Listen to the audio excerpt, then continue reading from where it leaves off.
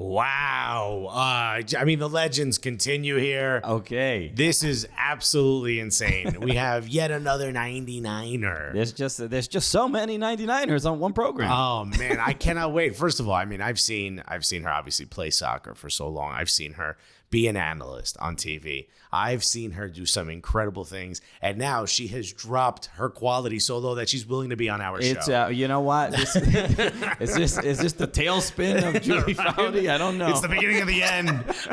No, this is absolutely. We're so honored to have her, ladies and gentlemen. The pride of San Diego, World Cup winner. Put your hands together for the one, the only Julie Foudy, everybody.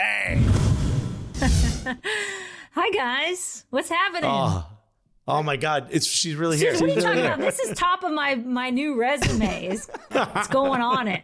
I mean, first thing we have to ask is, when you look back at your career, did you think you would be a club owner? Yeah. Yes. Nice. I love the confidence. Of course, Alexis.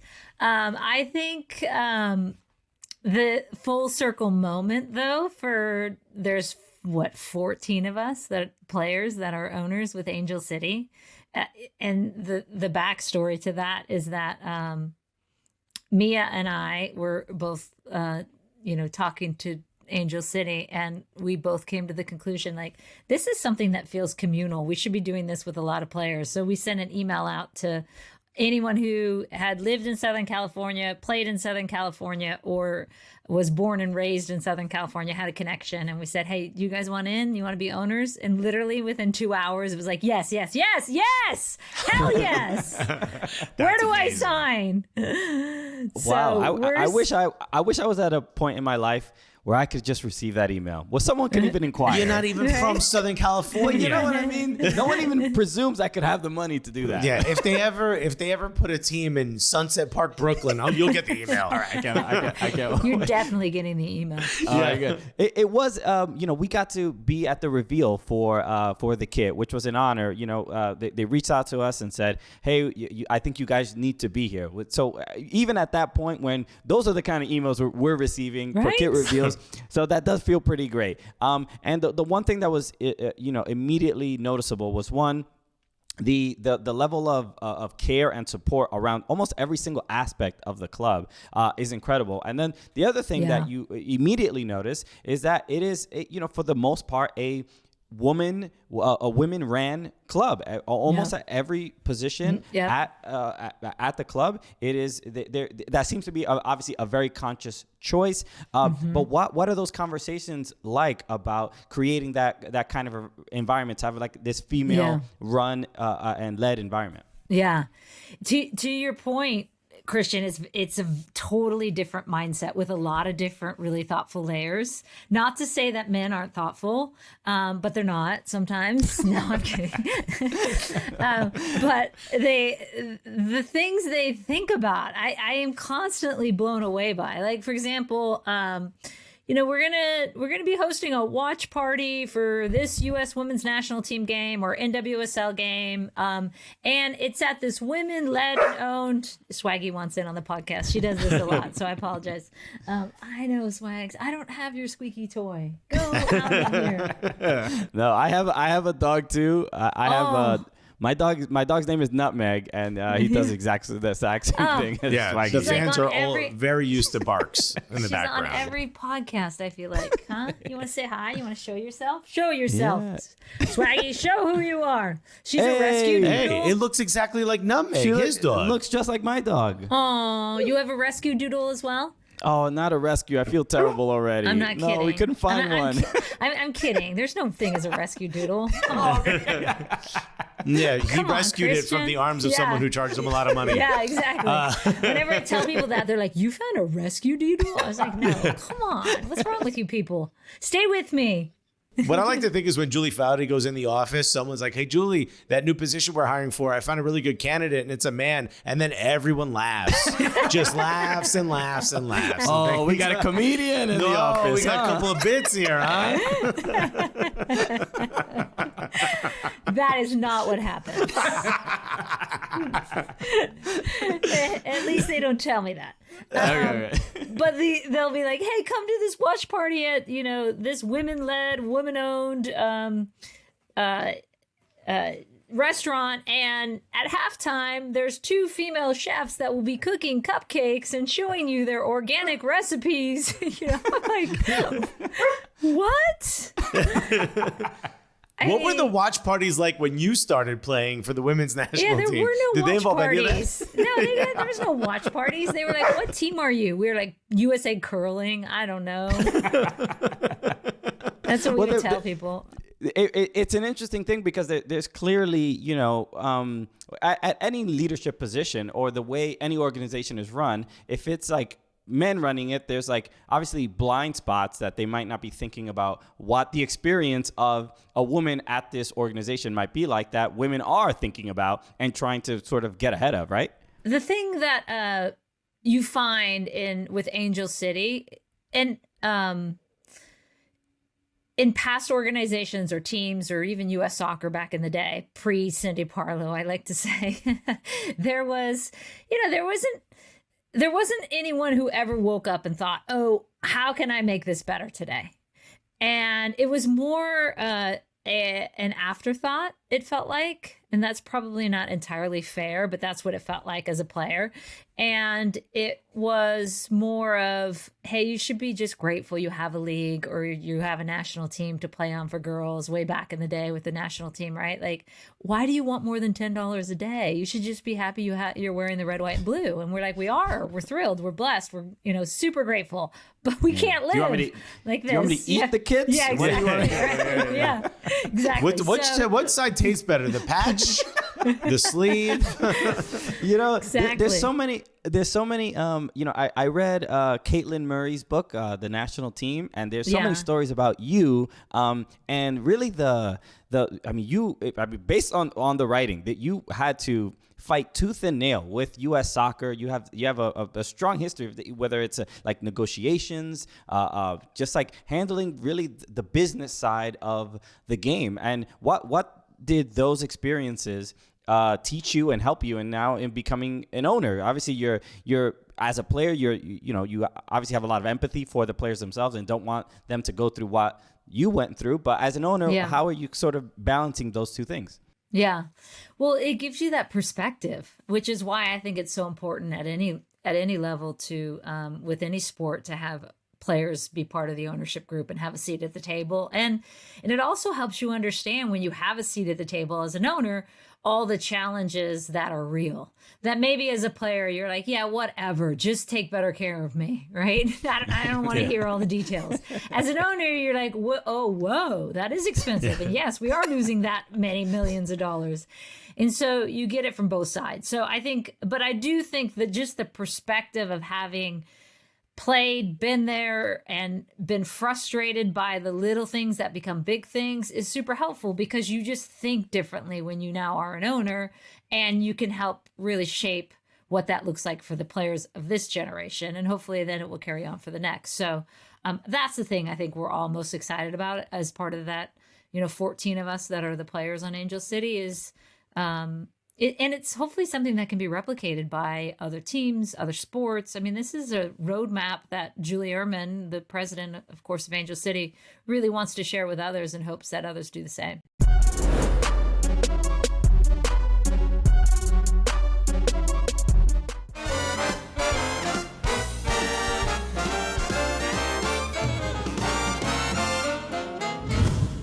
I remember my mother, she worked 5 jobs, right? Like, we had no money growing up. Like, she worked 5 jobs. She never could go to a PTA meeting, which is great, because I was a bad kid, I was like, they're like, oh, wait till your mom comes in for a PTA. I was like, you keep waiting.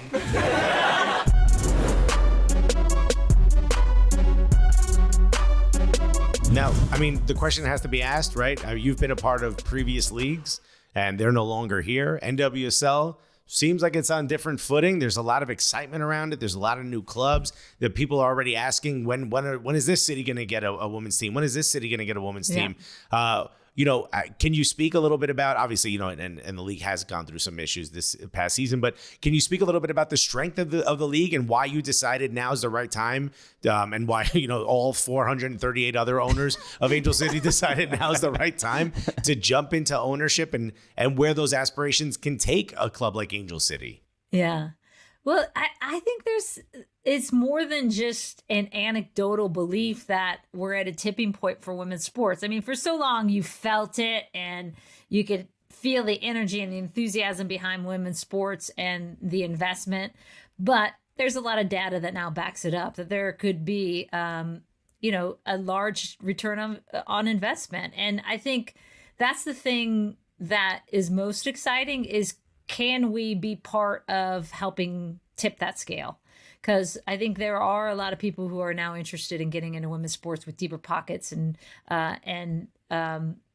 means that we didn't have in the past, right? We had a lot of really well-intentioned owners who, mostly well-intentioned owners who, did a lot of really good things, but maybe they didn't have the pockets to sustain $2 million in losses every year or $3 million in losses. And it takes, as we know, in the professional sports model, a different owner in terms of depth of finance to sustain the losses for many years. And that's where I feel like we're at a really cool tipping point, because you have so many people from so many different silos. I mean, look at Angel City in itself, right? The Hollywood A-list celebrities, you got your athletes, and not just soccer athletes. Billie Jean's an owner, Lindsey Vohn's an owner, Candace Parker's an owner.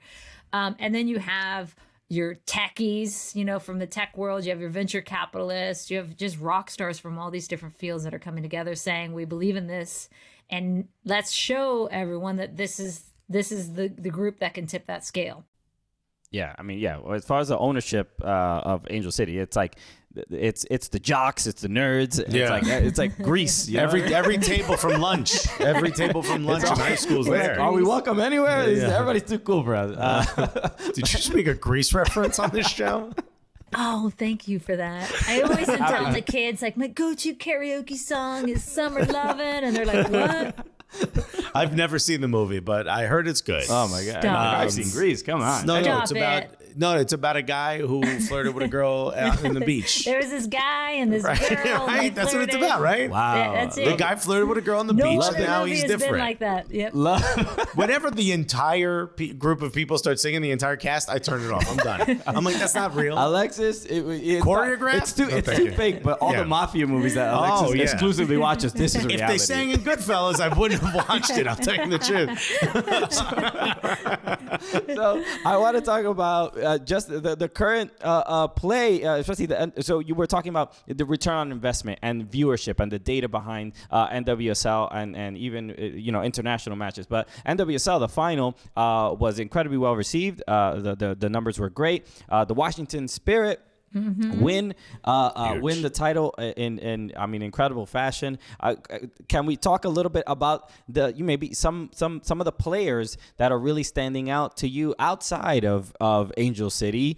Obviously there's gonna be still the draft is coming up. You see all the trades happening. Yeah. Lots of movement. Lots. And it seems a bit more active than usual. Where obviously we just saw Ali Krieger, Nashon Harris go to Gotham, Kaylin Sheridan to San Diego. All these incredible moves. So what's from the ownership level now? How are you looking at the talent to kind of pick from? Thankfully, that's above my pay grade, and that's what they pay any for. But I just got done calling the College Cup final last night and the women's college soccer final. And for example, they had two players on BYU who I hadn't seen much of, Michaela Cooligans and Cameron Tucker. They've scored 34 goals between them this year. Two players. Michaela Cooligans actually is going to Orlando Pride. She's already been drafted. Cameron Tucker hasn't been drafted, but two players that could step into the NWSL, I think, right away. And then they have a Kelsey Turnbow with Santa Clara, who was another Final Four team who's now going to San Diego. She got traded from Chicago Red Stars. She's a senior at Santa Clara, was supposed to go with the Red Stars, was part of that 3 or 4 person trade. Katie Johnson, I forget who else was part of it, that went to San Diego. So there's there's heaps of talent out there. When you say the Washington Spirit, the one I'm most excited about, honestly, is Trinity Rodman with the Star. U.S. national team. And she didn't go to Australia, but she'll be in January camp. She'll be in the February camp, I imagine. She'll be in the March camp, I imagine. I mean, this is a player who has, speaking about upside, has a ton of upside. So I can't wait to see her. Have you ever seen? Since I've been watching NWSL, and look, my knowledge of the women's game, it doesn't go as deep as yours, but I've never really seen a player, a rookie, and even only didn't spend time in college, a lot of time in college. Yeah. For her to adapt to the league so quickly and look like she's been playing for 4 or 5 years. Yeah. Have you ever seen anyone else like that? Because I can't really remember anyone. Yeah. Julie's gonna be like, yeah, me. Yeah, me. What are you talking about? I was gonna say Mia Hamm, and then but she went to college. When you put the college reference in there, that cuts out Mia. Well, there's not many people who have taken that path. I mean, Lindsay Horan was the first to do it. Really, the first one to say she didn't play domestically. She played over in France, of course, for PSG. But she was the first one to say, "Okay, I'm gonna bypass a scholarship to college and go get paid to play in France." And that worked out well for her. Mallory Pugh made the same decision. It's taken her longer, I think. But there aren't many that have done that, what Trinity has. I mean, Mallory Pugh, with how good she was at that age, when she was already on the Olympic team, right? She was 17 on the Olympic team, I think, in 2016. Right. And yet it took her a few years, as we saw. I mean, she's switched teams. She's been on 3 different clubs teams in the last 3 years, I think. So for Trinity to step in, to your point, Christian, as fast as she did, I think says a lot, right? Because it's not easy. It's a jump in how quick they're playing. It's a jump in physicality. Yeah, and you're living on your own. The Spirit don't win the title without 100%. 100%. Hi, I'm Trinity Rodman, and I just kicked it with the Cooligans.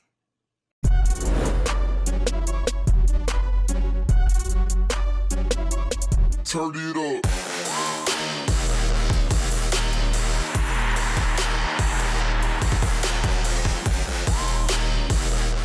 Julie, we have a group called Gully Squad. They're our supporters group. We let them ask a couple questions of our guests. We got a question here from Thomas A. Thornton. How have you seen the acceptance change and or grow, if it has, of women like yourself in the analyst chair? Like for men's events, you mean? Or for women's? Yeah, or just the acceptance of women, analyzing the men's game. I mean, it's definitely taken time for the men's game. I mean, I still get nasty tweets, but I don't know. I mean, the difference now is I have no faux pas, which is no fear of other people's opinions anymore.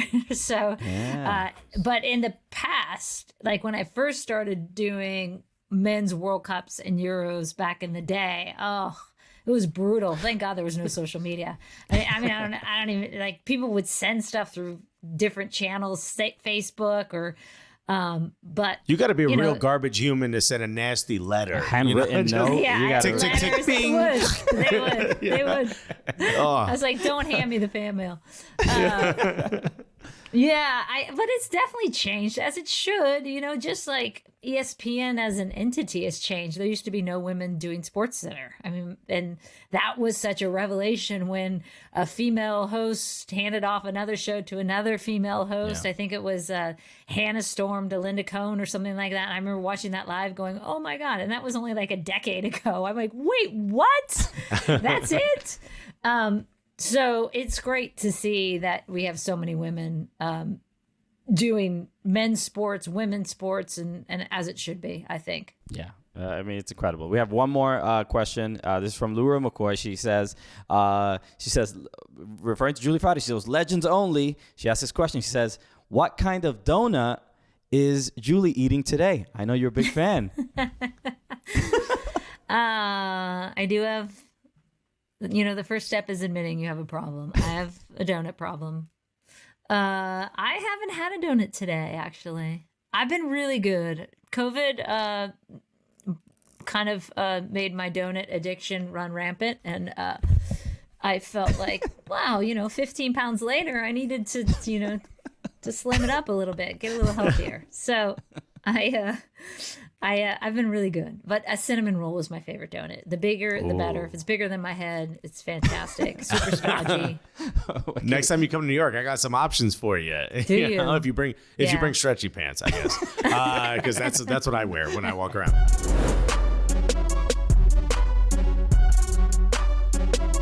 Julie, Foudy, thank you so much for joining us. We have to get to our Galasso gift. This is your opportunity to celebrate a goal on our show that we will turn into a gift that will live on the internet forever. So Alexis will give you a scenario. I've been waiting for this. Come on. Here we go. Feel free to celebrate however you like. Alexis, what are you thinking today? All right. So here's what I think.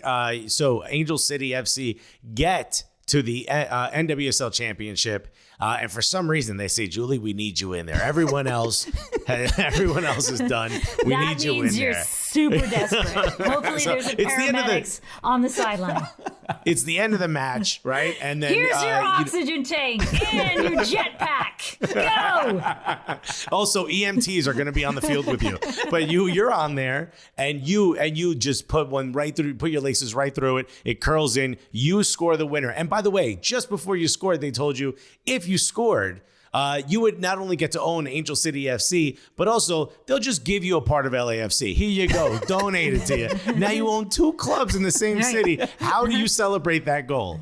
Well, because I don't have a sports bra on, I cannot take it off. I can't. I mean, the ratings would go through the roof. I cannot. No, that would scare the viewers off. There's no Brandy Chastain in this belly. Okay, are you ready? Yes. I got two teams and what? Now you own two teams. Yeah. I can't. I would show you my standard, but I can't get it on camera, so we got to stay in our Zoom box. Okay, ready? Okay. I would be like, hell yeah!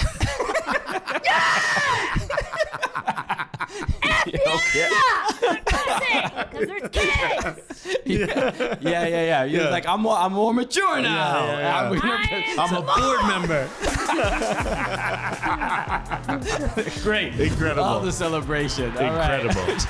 Julie Foudy, thank you so much for joining us. I absolutely honored. We're obviously huge fans of you. This is an absolute privilege for us. Oh, thank you. Thanks for all the good work you're doing. Oh, thank you. Is there anything you want to let people know about before we let you go? Well, because you guys have so much fun on your podcast, we have a podcast called Laughter Permitted that we're going to have to reciprocate. You might be my first man I have on the podcast. Ooh. Oh, wow. Too much pressure. But happy to. Man or men? What happened here? How did I get bumped out of this? Honestly, this is the first time I've been called a man. Yeah. He can't even grow a beard. That's as good as it gets, Julie. And I mean, like your podcast, which I love that you guys interview all these soccer legends, and I've seen your guest list of people you've had on here, but you do it in such a fun style, right? Which is, I think everything, I think sometimes we get too consumed in the X's and O's rather than figuring out the joy of sports. So thanks for all you're doing. I'll try and do the same. Come on, we don't even know the alphabet. Yeah. I signed the contract to this show with a crayon. Julie, again, absolutely honored. Thank you so much for joining us. Everybody, Angel City, obviously starting next year, and it's going to be great. So everybody, also make sure you follow us at Soccer Cooligans on all social channels. Follow at Fubo Sports and subscribe to the Fubo Sports YouTube channel for more clips of the show and other interviews with some other legends, just like Julie Foudy. So Julie, let us end the show the way we normally do, as is tradition. So please join us in this. So for Julie Foudy, my name is Christian Polanco. I'm Alexis Guerreros. And together, what are we? The Cooligans! I'm a mom.